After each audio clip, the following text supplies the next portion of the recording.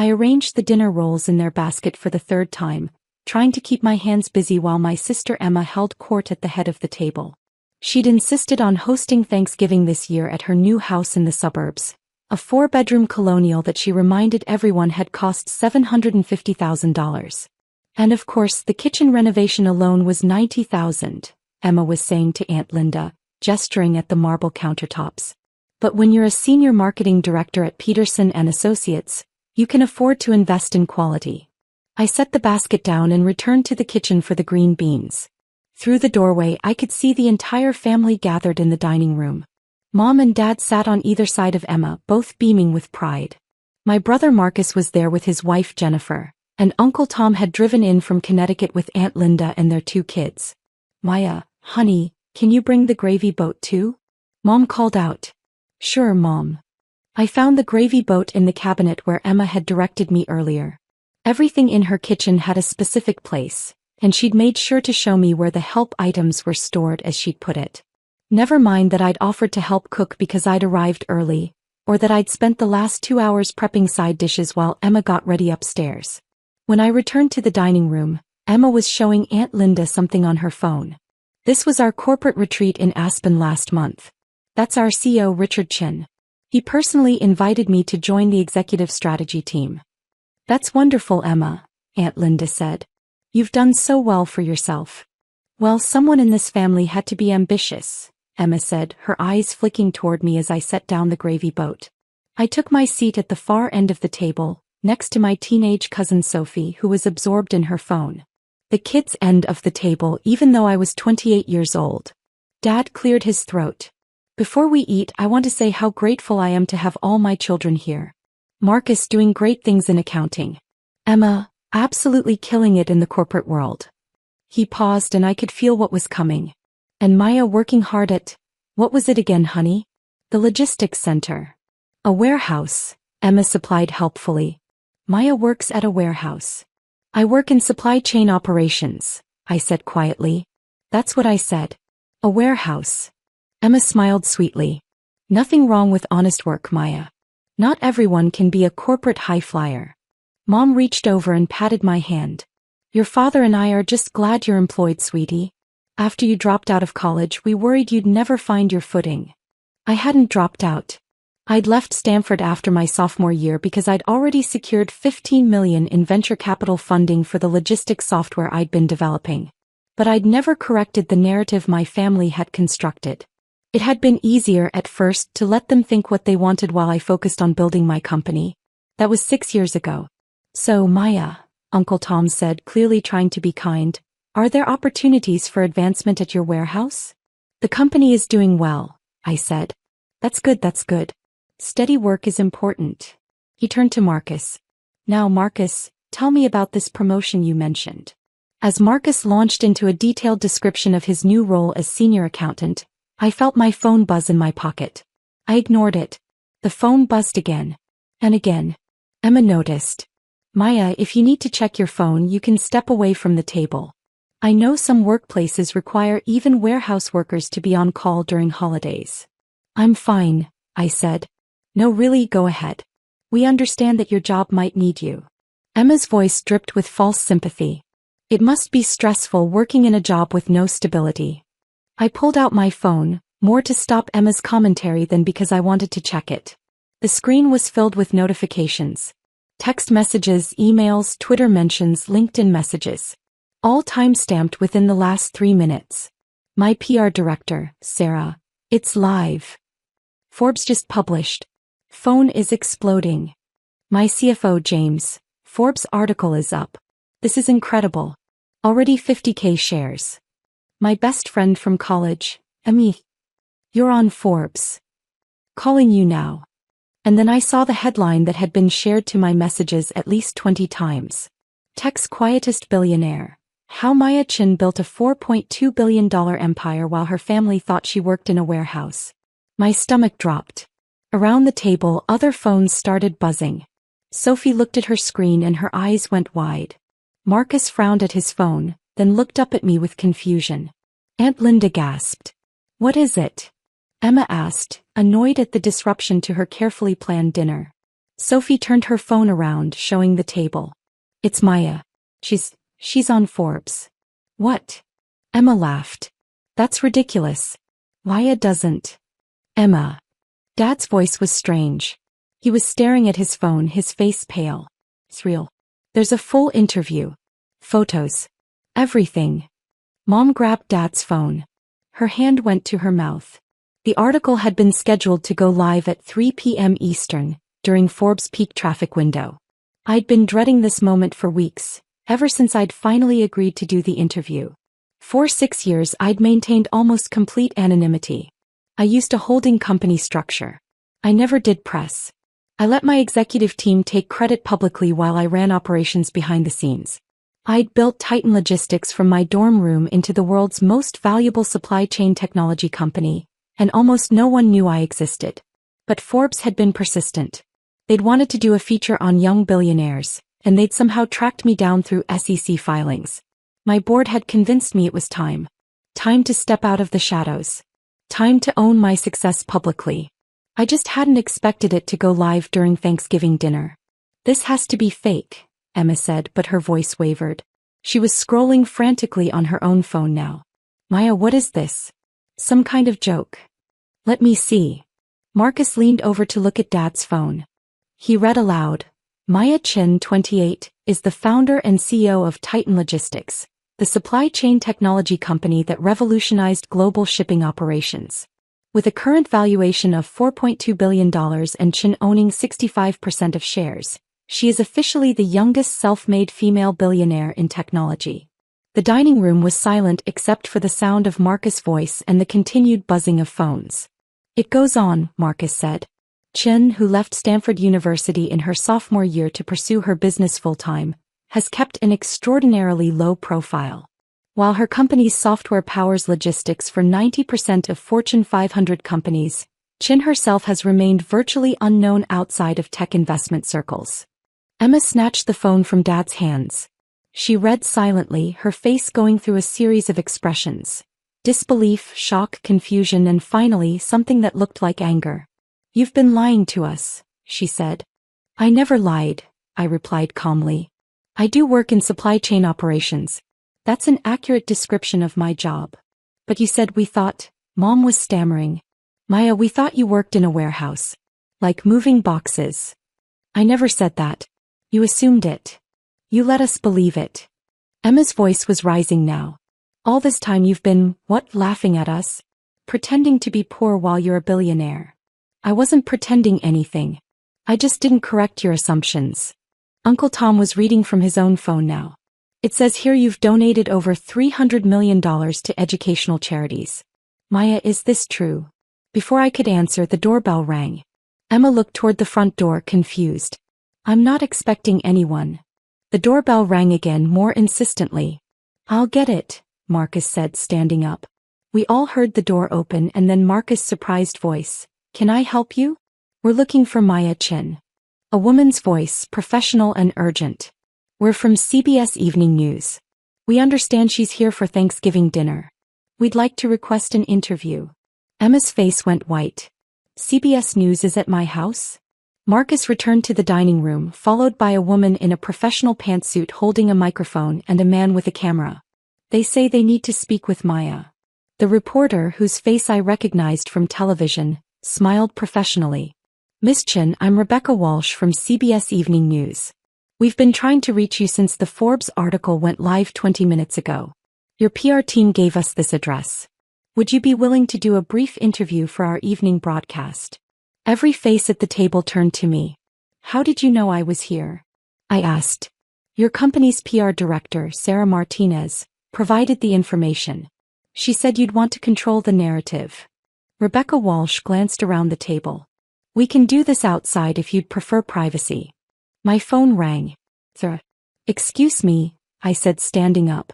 I walked into Emma's pristine living room and answered. Sarah. Maya, I'm so sorry. I had to give them the address. There are 17 news organizations trying to find you. ABC, NBC, CNN, Bloomberg, The Wall Street Journal. Everyone. The article is viral. It's the top trending story on Twitter. We're getting interview requests from Good Morning America, 60 Minutes, The Tonight Show. This is massive. I could hear the chaos in the background of her call. Phones ringing, people talking over each other. How massive? The Forbes article has been shared 400,000 times in 20 minutes. Your company's stock in the private markets has already jumped 30%. Maya, people are calling you the next tech legend. They're comparing you to Steve Jobs and Elon Musk for the secrecy angle. I closed my eyes. This was exactly what I'd been afraid of. What do you need me to do? I asked. CBS is there now. Do the interview. 5 minutes, sound bites only. We need you to look confident and in control. Then I'll send a car to take you to our Manhattan office. We've set up a proper studio for a longer Forbes video interview. After that, you're scheduled for Bloomberg at 6 and we have CNN at 8. Sarah, it's Thanksgiving. I know. I'm sorry. But this is happening whether we control it or not. Better to get ahead of it. I looked back toward the dining room, where I could see my family still sitting in stunned silence around the table, and Rebecca Walsh waiting patiently with her cameraman. Hey, I said. Send the car. I'll do CBS now. I walked back to the dining room. Ms. Walsh, I can give you 5 minutes. Perfect. Can we do this in front of the house? Better lighting. As I moved toward the front door, Emma finally found her voice. Wait. Just wait. Maya, you can't just, there's dinner. You can't leave. I have interviews scheduled, I said. Interviews? You're just going to abandon Thanksgiving because you have interviews. I turned to face my sister.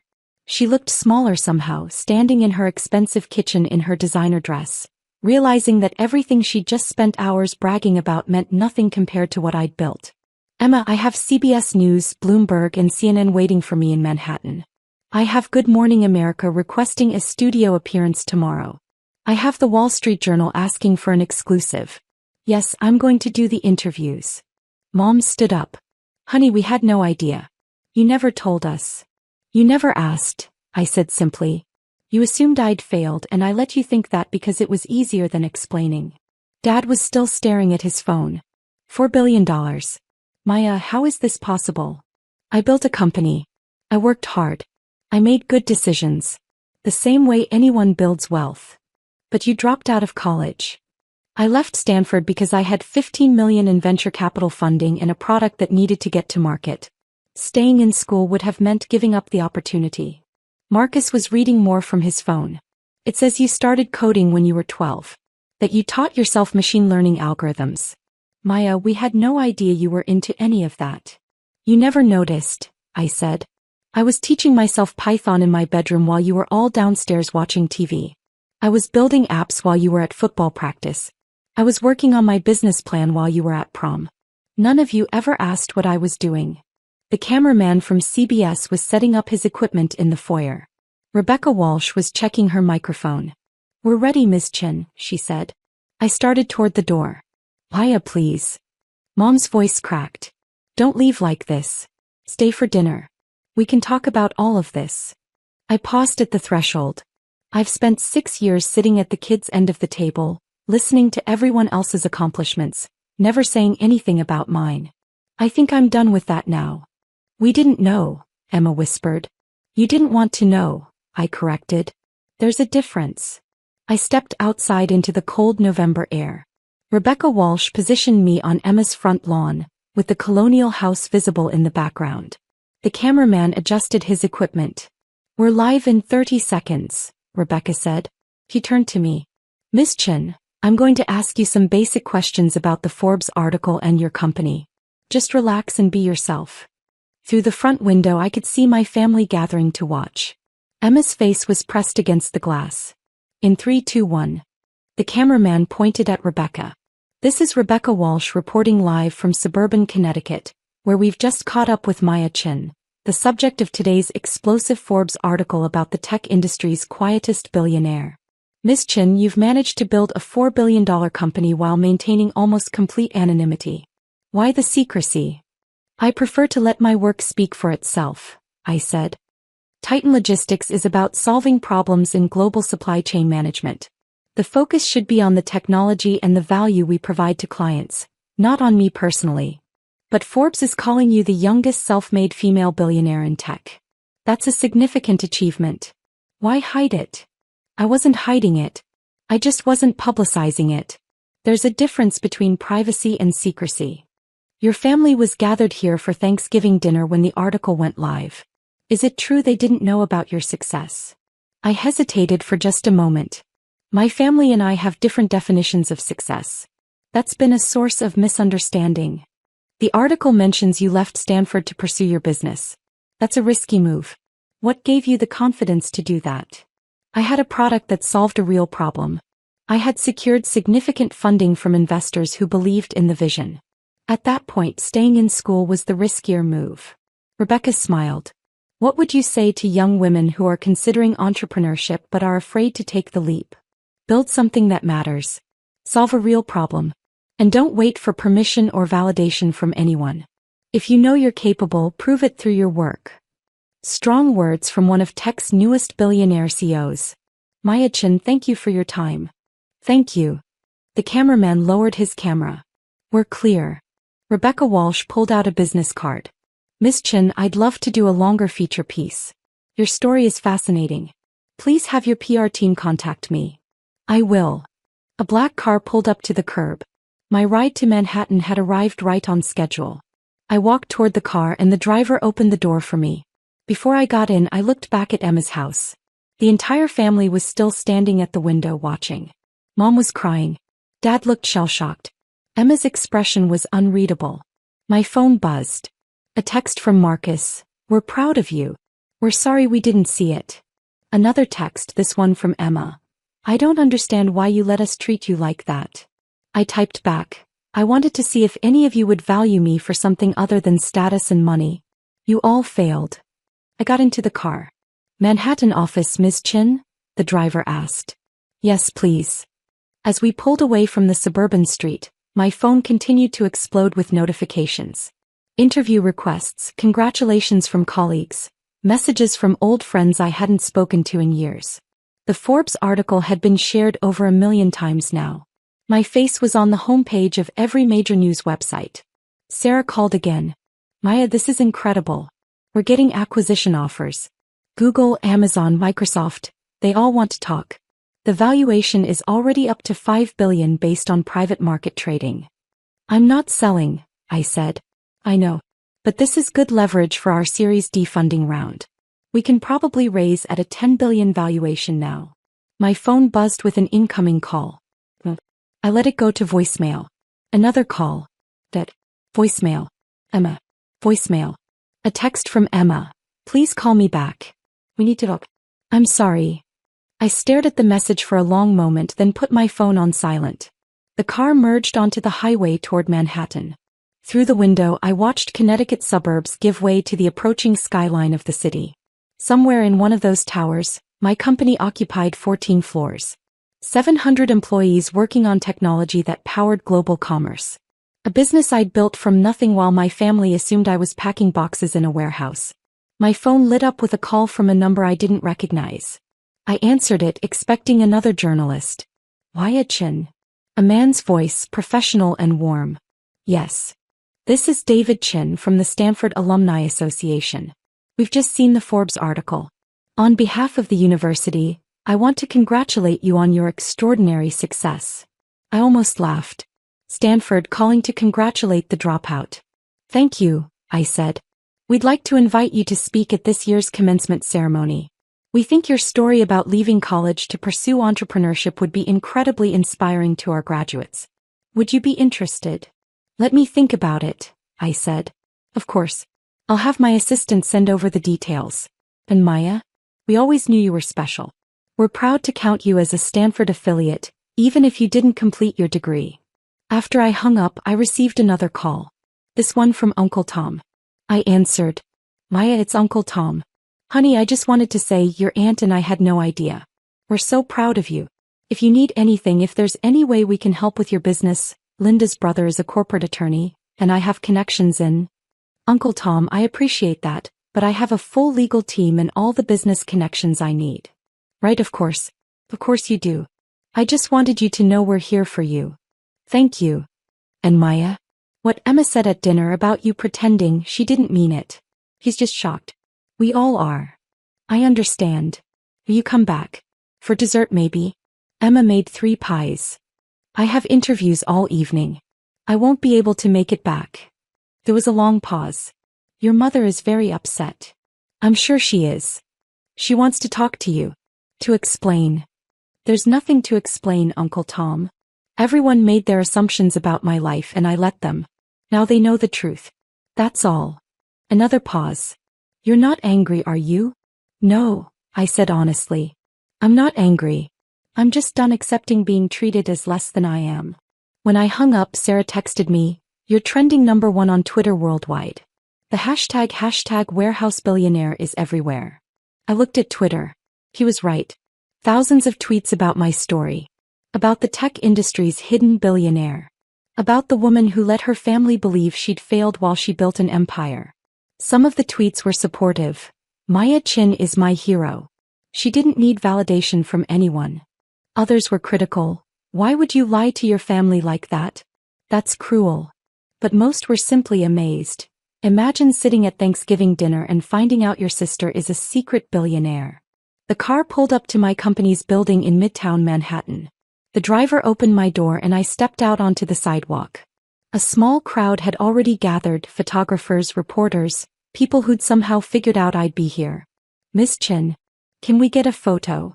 Miss Chin, how does it feel to be publicly recognized? Miss Chin, will you reconcile with your family?" My head of security, Raphael, met me at the entrance. "We've cleared a path to the elevators. Stay close to me." We pushed through the crowd and into the building's lobby. The security team had blocked off the main elevator bank, giving us private access to the executive floors. "Sarah's waiting for you in the 14th floor conference room," Raphael said as we rode up. "Bloomberg's crew is setting up in conference room A. CNN will be in conference room B. Forbes' video team is in your office." "How many people are in the building right now?" "About 40. Mostly media and your PR team.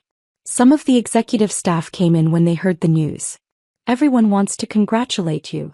The elevator doors opened to my floor. The main hallway had been transformed into a media center. Cameras, lights, producers talking on phones, assistants carrying equipment. Sarah rushed over the moment she saw me. "Hey, here's the plan. Bloomberg in 10 minutes. That's a 20-minute interview focused on the business fundamentals and valuation. Then Forbes video for their expanded online feature, that's 30 minutes. Then CNN at 8, that's a 15-minute segment for their primetime show. After that." "Sarah, stop." I held up my hand. "I need 5 minutes. Alone." She looked worried. "Maya, we're on a tight schedule." 5 minutes. I walked past her into my office and closed the door. The Forbes video crew had set up lighting around my desk, making the whole space look like a television studio. But for now it was empty. I sat down in my chair and looked out the window at the Manhattan skyline. From here I could see across the city to where JFK Airport's planes circled in the distance. Somewhere in this view, thousands of shipments were moving through systems powered by my software. Trucks on highways, containers in ports, packages being sorted and routed, all of it coordinated by algorithms I'd written. My phone buzzed. Another text from Emma. "Please talk to me. I'm your sister. I love you." I replied, "You loved the version of me you thought failed. You felt superior to her. That's not the same as loving me." "Emma, that's not fair." "Me, isn't it? You introduced me to your friends as your warehouse worker sister. You made jokes about my life every chance you got. You felt better about yourself because you thought you were more successful than me." "Emma, I didn't know." "Me, that's the point. You didn't care to know. You never asked about my life, my work, my goals. You just assumed I had failed and you had succeeded and that made you happy." 3 dots appeared showing she was typing. Then they disappeared. Then appeared again. Finally, "What do I do now?" I stared at that message for a long moment. "Me, that's not my problem to solve, Emma." A knock on my door. Sarah peeked in. "Maya, Bloomberg is ready." I stood up, smoothed my clothes and took a deep breath. "Let's do this." The Bloomberg interview went smoothly. The reporter, Jennifer Martinez, asked intelligent questions about the technology, the market opportunity, and my vision for the company's future. She didn't ask about my family, which I appreciated. The Forbes video interview was more personal. They wanted the human interest angle. The young woman who built a billion-dollar company in secret. I kept my answers professional but warm. Yes, I'd always been interested in technology. No, I didn't regret leaving Stanford. Yes, I planned to continue running the company myself rather than selling. By the time CNN set up for their interview at 8 o'clock, I was exhausted. But their correspondent, Michael Chin, dove right in with the question everyone wanted answered. Ms. Chin, social media is exploding with interest in your Thanksgiving dinner story. Can you tell us what happened when your family discovered your success? I considered my words carefully. My family and I have had different perspectives on what I've been doing for the past 6 years. Today those perspectives aligned. Your sister posted on Facebook that she had no idea about your business success. How is that possible? I kept a low profile intentionally. I used holding companies and let my executive team be the public face of Titan Logistics. Most people in my personal life didn't know. But your family, surely they must have noticed something? They noticed what they wanted to notice. I was happy to let them focus on their own achievements. Michael leaned forward. There's a lot of speculation online that you deliberately deceived your family. Is that accurate? I never lied to anyone. I simply didn't correct their assumptions. That's not deception, that's privacy. Do you plan to reconcile with your family after this? That depends on them, I said. I've always been willing to have an honest relationship. The question is whether they're willing to see me as I actually am, rather than as they assumed I was. The interview wrapped at 8:30. Sarah immediately pulled me aside. That was perfect. Honest but not bitter. Strong but not arrogant. The public is going to love you. I don't care if the public loves me, I said. I care about running my company. Well, good news on that front. The publicity has already resulted in 3 major retailers reaching out about implementing our logistics software. This story is worth at least $1 billion in free advertising. My phone rang. Mom again. I answered this time. Maya, honey, please come back. Everyone's still here. We want to celebrate with you. Mom, I have more interviews tomorrow morning. I'm staying in the city tonight. Tomorrow then. Come for breakfast. We can all talk properly. I don't think that's a good idea. Maya, we're your family. We love you. You love the idea of having a successful daughter now that you know I'm successful. That's not the same thing. That's not fair. We've always loved you. Mom, when was the last time you asked me about my work? About my life? About anything I was doing? Silence. Exactly, I said. You were content to believe I'd failed because it made your other children's achievements look better by comparison. That's not love. That's convenience. Maya. I have to go, Mom. I'll call you in a few days. I hung up before she could respond. Sarah was watching me carefully. You okay? I'm fine. You know, you could leverage this situation. The family drama angle is making you even more sympathetic. We could. No, I said firmly. I'm not using my family dysfunction for PR purposes. Okay. She held up her hands. Just know that the option is there. My phone buzzed with a notification. Someone had created a Wikipedia page about me. I scrolled through it, reading a summarized version of my life written by strangers. It was surreal. Another notification.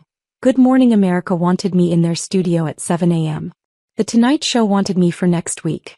60 Minutes was requesting a full profile. Sarah, I can't do all of these. You don't have to. But I recommend GMA tomorrow and maybe The Tonight Show next week. After that, we can be more selective. I nodded. Book them. Already done. You have a car picking you up at 6 a.m. for the GMA appearance. I've reserved a room for you at the Four Seasons tonight so you can rest. Thank you. She squeezed my shoulder. Maya, for what it's worth. What you built is incredible. With or without your family's recognition. Don't let their response diminish what you've accomplished. After Sarah left, I sat alone in my office staring at the city lights. My phone continued to buzz. Congratulations from business associates, interview requests from media outlets, messages from old acquaintances suddenly wanting to reconnect. Nothing from anyone in my family except Emma's increasingly desperate texts. At 10 p.m. I finally left the building. Raphael escorted me to the waiting car and we drove to the Four Seasons. The hotel had given me a suite and the staff treated me like royalty. Everyone had seen the Forbes article. Everyone knew who I was now. In the privacy of my suite, I finally allowed myself to process the day. 12 hours ago, I'd been setting out dinner rolls in Emma's kitchen. Now I was the most talked about person in technology. My phone rang one more time. A number I didn't recognize but with a Connecticut area code. I answered. Maya? It's Dad. Hi, Dad. I wanted to apologize. For what I said at dinner. For all of it. I waited. I had no idea what you'd built. No idea how hard you'd been working. I'm sorry I didn't see it. You didn't want to see it, I said quietly. It was easier to believe I'd failed. That's not true. Isn't it? Tell me honestly, Dad. When you thought I worked in a warehouse, did it make you feel better about Marcus and Emma? Did it make their accomplishments seem more impressive by comparison? The silence stretched long enough to be my answer. I thought so, I said. Maya, you're my daughter. I love you. I know you do, Dad. But love isn't enough when it comes with conditions. You loved me as long as I fit into the role you expected. The moment I didn't, you wrote me off. We didn't write you off. You absolutely did. You introduced me to your colleagues as the family failure. You apologized to relatives for my lack of ambition. You told me you were just glad I was employed. That's not unconditional love, Dad. That's tolerance. I don't know what you want me to say. I don't want you to say anything. I want you to think about why it took a Forbes article for you to respect me. I hung up and turned off my phone. The suite was quiet. Through the window, Manhattan glittered with a million lights. Somewhere in this city, my company was running operations that spanned the globe. Somewhere, Emma was probably still reading articles about me, trying to reconcile the sister she thought she knew with the billionaire I actually was. Somewhere, my parents were explaining to relatives how they'd somehow missed that their daughter had built an empire. And somewhere, a younger version of me was sitting in a dorm room at Stanford, writing code at 2 a.m, dreaming of exactly this moment. I'd gotten everything I wanted. The company, the success, the validation. What I hadn't expected was how lonely it would feel. But as I climbed into bed that night, I realized something. I'd rather be lonely and respected than surrounded by people who only valued me for being less than I was. The turkey had indeed gone cold. But I wasn't hungry anymore anyway.